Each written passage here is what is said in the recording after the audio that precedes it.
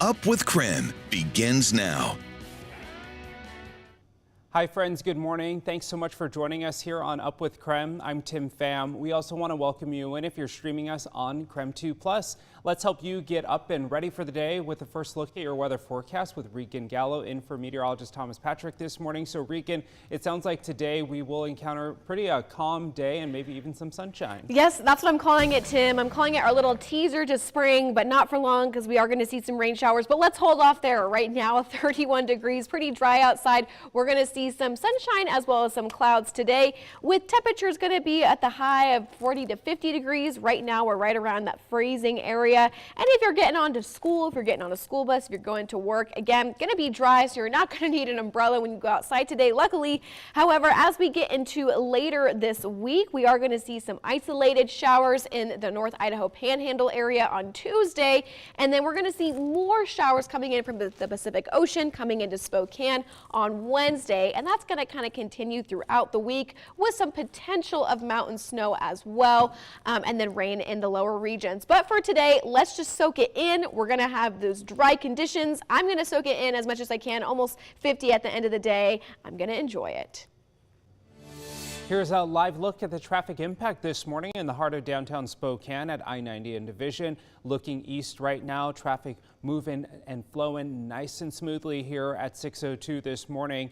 Overall, though, a great start to your Tuesday morning commute. We'll keep a close eye on it and let you know with updates every 30 minutes.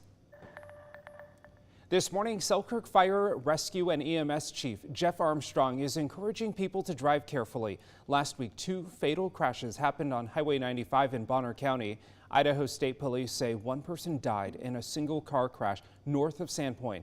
Days later, an Athol resident died in a head-on collision with a semi-truck near Samuels. Chief Armstrong recommends drivers control their speed, avoid using a cell phone behind the wheel, ensure their tires are in good condition, and drive defensively.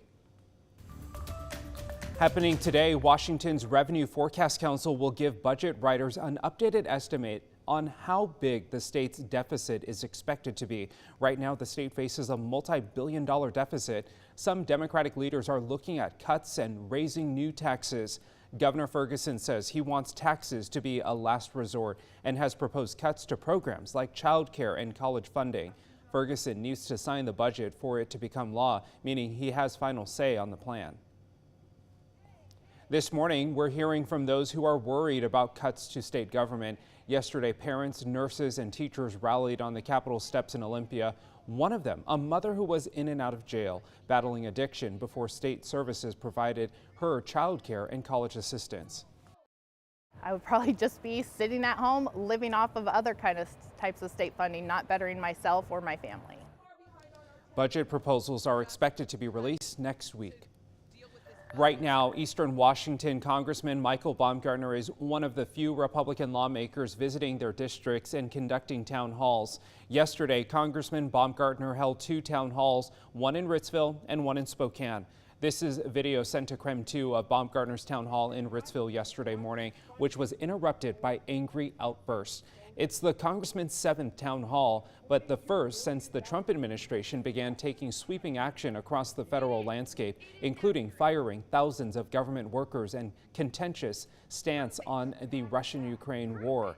Baumgartner is still holding public discussions, unlike some of his party colleagues. Politico reports the chair of the National Republican Congressional Committee actually directed lawmakers to stop holding these in-person meetings. You know, we want to do them. I think everybody wants to do them. Sometimes some of the protests get so angry and so rude that folks aren't able to do them safely. I worry a lot about the partisan divide in America and how angry folks are getting. We've seen backlash from voters angry at Republican lawmakers at the state and federal level, from places like Idaho and even North Carolina. Baumgartner says some of the critiques are legitimate, but says most of it is, quote, people playing politics. And new in the last 12 hours, Congressman Baumgartner held another town hall, this time at Whitworth University. Many at the town hall opposed his support for President Donald Trump and voiced their concerns. As KREM 2's Connor McAvoy reports, one student says it was not productive.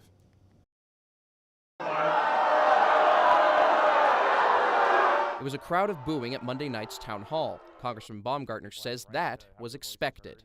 obviously there are a lot of interruptions, a lot of rude behavior, and I knew I'd be walking into a room with about 99% of the folks that hadn't voted for me. Many at the town hall voiced their disagreement towards his support of the Trump administration, which has supported cutting Medicare, Medicaid, and dismantling the Department of Education. In addition, President Trump has made repeated claims for expanding U.S. control of the Panama Canal and Greenland. If we could get Greenland peacefully, I'm all for it, and we should have never given up Panama. Attendees asked their questions. However, many felt their answers were unresolved due to the crowd's response. Fifth-year Whitworth student Molly Hansen asked the congressman about his support for a bipartisan bill known as the Protect Our Probationary Employees Act, aiming to assist federal workers who were laid off in the Trump administration. She says he didn't answer the question, and the crowd didn't help. I felt like because he had so many questions that were an attack at him earlier, people who had a lot of concerns, they're all valid. He was expecting a question from me that was another attack. Hansen says Monday's town hall showed there needs to be a compromise in how they're conducted. I was worried that during my own question even, that they were going to respond poorly to it because I was in support of something that he had done in the past. She says going forward, she hopes town halls are done civilly. And there might be 1,000 steps before we actually do anything productive. But doing nothing is the worst thing we could do. KREM 2 asked the congressman if his next town hall would be in person after last night's meeting. He says it's possible his next one will be over the phone. Well, if you're just tuning in with us, we have a pretty dry day ahead with some sunshine and some clouds, temperatures in the 40s to 50s. And then later tonight, because we're going to see some clearer areas, we're going to dive into the lower 20s, so it's going to get kind of cold overnight. Let's look at those forecast highs today and see exactly where you're going to be and where it might be a little bit warmer today. 47 in Spokane, 43 in the Republic, 44 in Libby, and down south Orofino all the way up to 48, Lewiston 49, almost 50. Kind of a nice change of pace, but then not for long. This is what I want to show everyone. Tuesday, the Idaho Panhandle is going to get some isolated showers, and then we're going to get some showers in Spokane following a storm coming from the Pacific Ocean. And Thursday, it's going to be a pretty rainy day with potential of mountain snow in the northern regions. However, we're going to see some dry areas like the Columbia Basin and the Okanagan areas. Those areas are still going to be dry. So what do I call this? It is a mix of spring for sure. Dry rain. That's what we're seeing. KREM 2 is your tournament central. The GU men's team made the NCAA tournament as an 8 seed after winning the WCC championship. They will play 9 seed Georgia in Wichita, Kansas. The game will be this Thursday. Tip-off is at 1:35 p.m. on TBS. KREM 2 will be in Wichita for all the action. KREM 2 Sports Director Andrew Quinn and Chief Journalist Amanda Rowley are hitting the road with the Zags. They will have reports from Wichita, Kansas starting tomorrow.